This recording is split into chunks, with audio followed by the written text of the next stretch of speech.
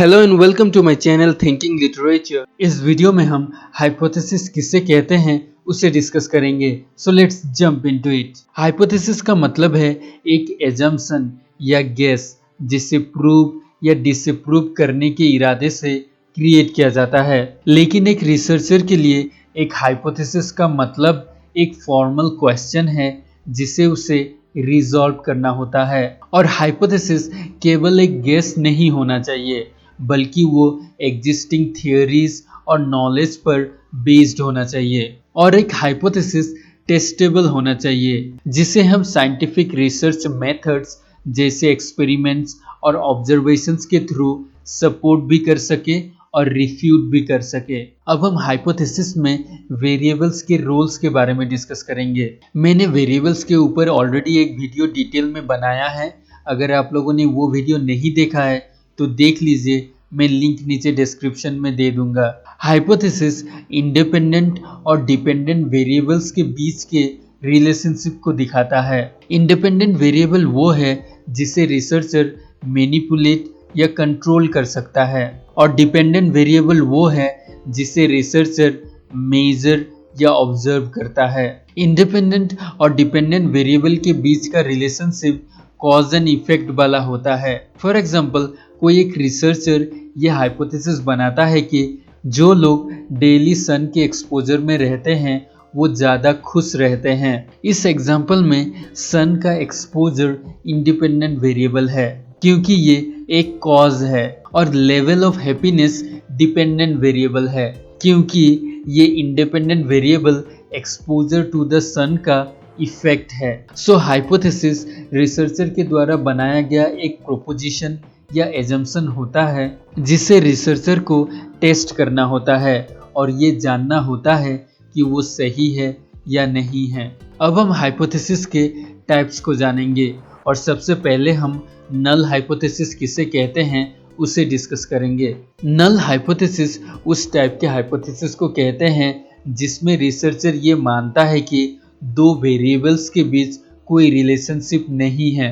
Null hypothesis की testing researcher इसलिए करता है ताकि वो दो वेरिएबल्स के बीच की रिलेशनशिप को डिसअप्रूव या डिस्क्रेडिट कर सके। नल हाइपोथेसिस को H0 से डिनोट किया जाता है और ये एक नेगेटिव स्टेटमेंट होता है। एग्जाम्पल के लिए हम ये स्टेटमेंट देख सकते हैं, attending physiotherapy sessions does not affect athletes on field performance. यहाँ पर रिसर्चर ये क्लेम करता है कि एथलीट्स जो फिजियोथेरेपी सेशंस लेते हैं उससे उनके ऑन फील्ड परफॉर्मेंस में कोई फर्क नहीं पड़ता। सो ये एक नेगेटिव स्टेटमेंट है और इस तरह के हाइपोथेसिस को नल हाइपोथेसिस कहते हैं। अब हम अल्टरनेटिव हाइपोथेसिस किसे कहते हैं उसे डिस्कस करेंगे। अल्टरनेटिव हाइपोथेसिस नल हाइपोथेसिस के ऑपोजिट को कहते हैं और इसे H1 या HA से डिनोट किया जाता है। अल्टरनेटिव हाइपोथेसिस नल हाइपोथेसिस के ऑपोजिट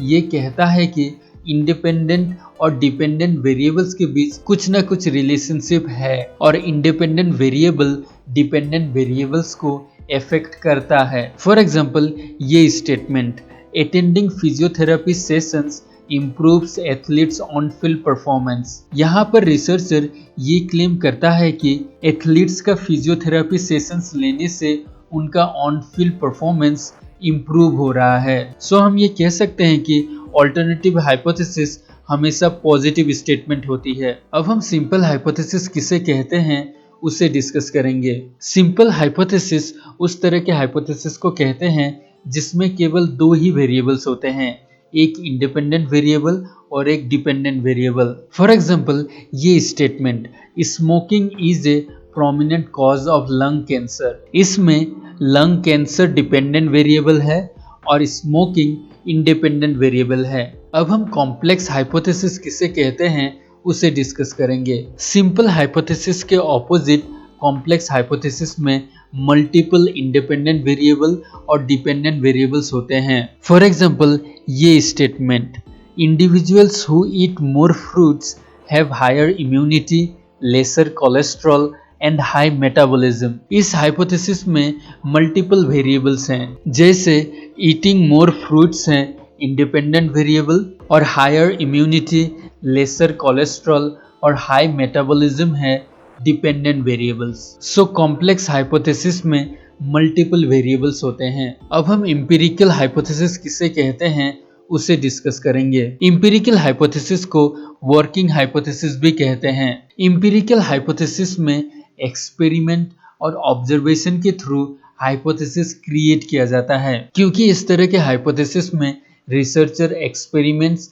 और ऑब्जर्वेशन पर डिपेंडेंट होता है, इसलिए इस तरह का हाइपोथेसिस वाइल्ड गेस नहीं होता। फॉर एग्जाम्पल, ये एक हाइपोथेसिस है कि women who took iron tablets face a lesser risk of anaemia than those who take vitamin B12। Anaemia उसे कहते हैं जब हमारी बॉडी में जो ब्लड है वो कम रेड सेल्स प्रोड्यूस करता है। ये हाइपोथेसिस एक एम्पिरिकल हाइपोथेसिस है, क्योंकि ये हाइपोथेसिस रिसर्चर ने तब बनाया जब उसने एक वुमेन के ग्रुप को एसेस किया जो कि आयरन टेबलेट्स लेते हैं। सो जो हाइपोथेसिस रिसर्चर ऑब्जर्वेशन और एक्सपेरिमेंट पर बेस्ड करके बनाता है उसे एम्पिरिकल हाइपोथेसिस कहते हैं। अब हम एक गुड हाइपोथेसिस के कुछ फीचर्स को जान लेते हैं। पहला, एक अच्छा हाइपोथेसिस क्लियर और प्रिसाइज होना चाहिए। दूसरा, एक हाइपोथेसिस ऐसा होना चाहिए जो कि टेस्ट किया जा सके।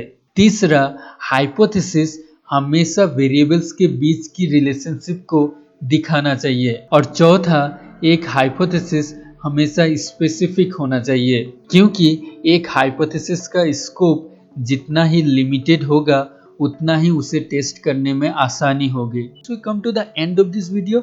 अगर आपको वीडियो अच्छा लगा तो लाइक कीजिए, अगर अच्छा नहीं लगा तो डिसलाइक कीजिए, और अगर नए हैं तो सब्सक्राइब कीजिए।